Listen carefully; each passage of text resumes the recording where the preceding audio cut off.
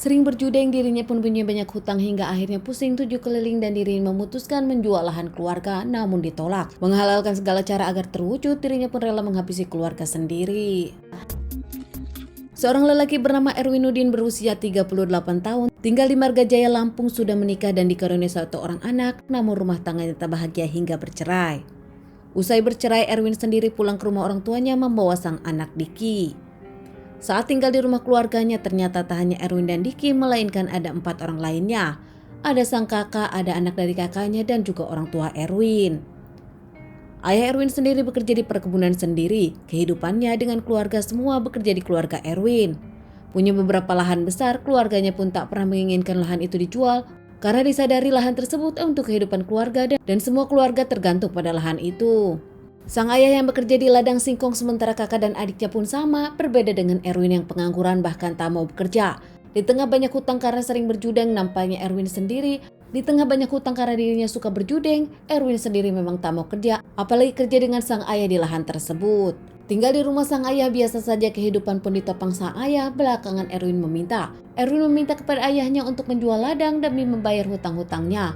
Namun sontak saja sang ayah menolak dan tetap sang ayah dengan ketegasan tak akan menjual lahan apapun karena ini punya keluarga. Belakangan cekcok mereka pun makin menjadi hingga akhirnya suatu hari Erwin pun ditampar oleh sang ayah karena terus-terusan meminta menjual lahan sang ayah.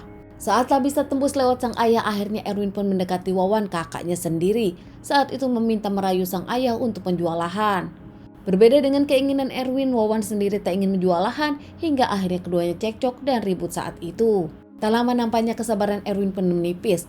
Erwin membawa senjata tajam dan menikam beberapa kali, bahkan memukul sang kakak Wawan hingga tak bernyawa. Kedengaran ada ribut di luar, sang ayah pun keluar, namun nampaknya sang ayah kurang beruntung. Erwin pun melakukan hal yang sama kepada sang ayah, bahkan dengan cepatnya Erwin langsung menarik sang ayah dan memukuli hingga tak bernyawa. Sadar kalau sang ibu di rumah pun melihat kejadian itu, Erwin pun tak segan-segan langsung menghabisi sang ibu dengan cara yang sama. Bahkan sang ibu yang tak bisa memberikan perlawanan seakan kaget dengan pelakuan sang anak. Mendengar teriakan dari Zahra, anak dari Wawan yang juga kaget melihat semua ini terjadi, Erwin pun tanpa memikirkan apapun melakukan hal yang sama kepada Zahra hingga akhirnya korban di rumah itu ada 4 orang. Bingung dan panik menutupi kejahatannya, Erwin sendiri akhirnya memutar cara. Erwin akhirnya akan menguburkan mereka di spiteng. Erwin membongkar spiteng. Memasukkan keempat jasad korban ke spiteng, Erwin pun tak tahu cara menutupnya karena sudah malam, tak bisa ke toko bangunan.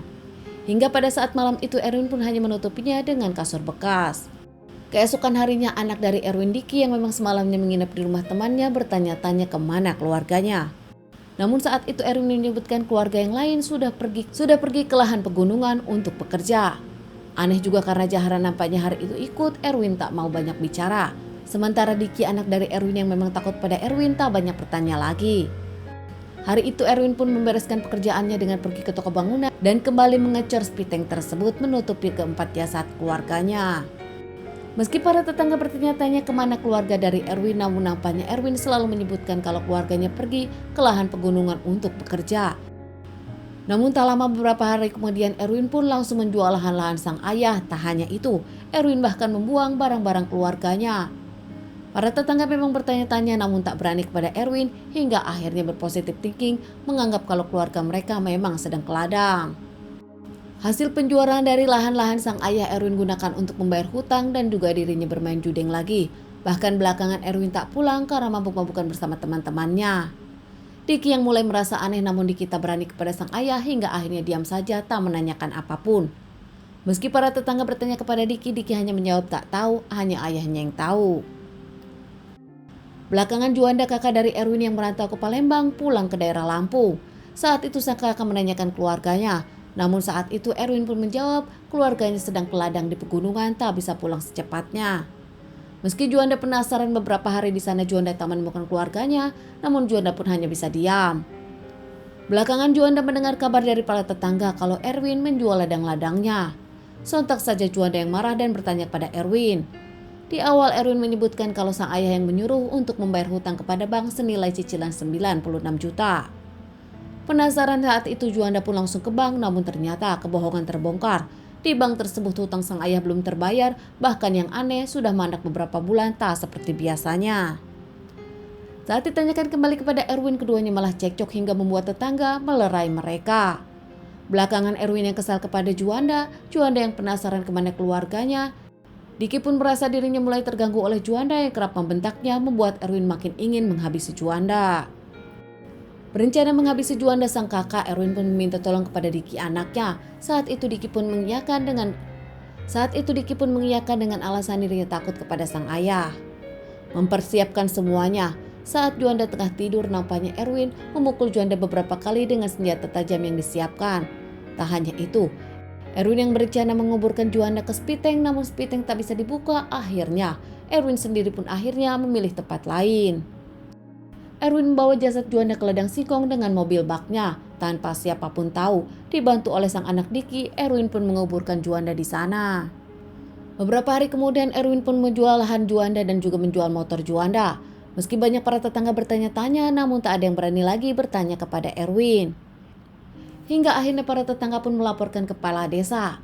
Saat itu kepala desa memanggil Diki anak dari Erwin dan interogasi Diki.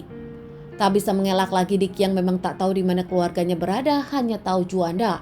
Menyebutkan kalau Juanda dikubur sang ayah dan dihabisi sang ayah. Kepala desa pun langsung lapor kepada pihak yang berwajib dan pihak yang berwajib langsung ke TKP, membongkar jasad Juanda, membawanya ke rumah sakit dan dilakukan otopsi. Mengamankan Diki karena membantu sang ayah hingga akhirnya melakukan pencarian kepada Erwin yang nampaknya sudah kabur. Beberapa hari kemudian Erwin pun diamankan berkat kerja keras pihak yang berwajib. Dalam interogasinya Erwin pun mengungkapkan kalau dirinya menghabisi semua keluarganya dan disimpan di Spiteng. Pernyataan itu pun membuat kaget para warga saat pihak yang berwajib membongkar Spiteng membawa keempat jasad untuk dilakukan otopsi di rumah sakit.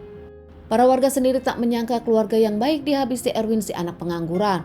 Bahkan keluarga yang lain, istri dari Wawan dan juga istri dari Juanda, bahkan keluarga Juanda tak menyangka dan menginginkan Erwin dihukum seberat-beratnya.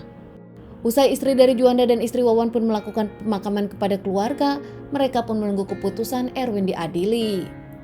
Erwin dengan Diki sendiri menjalani beberapa kali persidangan. Diki mendapatkan vonis beberapa bulan karena membantu sang ayah, ditempatkan di pengadilan anak, sementara Erwin dihukum seumur hidup. Erwin sendiri mengaku menyesal, namun dirinya saat itu merasa tak punya pilihan hingga akhirnya melakukan kejadian ini. Namun nampaknya pembelaan Erwin membuat keluarga makin kesal. Pihak yang berwajib pun menyebutkan Erwin seakan tak menyesal. Teman-teman, sekian dulu bahasan kasus yang aku bawakan kali ini. Semoga ini bisa dijadikan pelajaran untuk kita semua dan ditunggu bahasan kasus-kasus selanjutnya.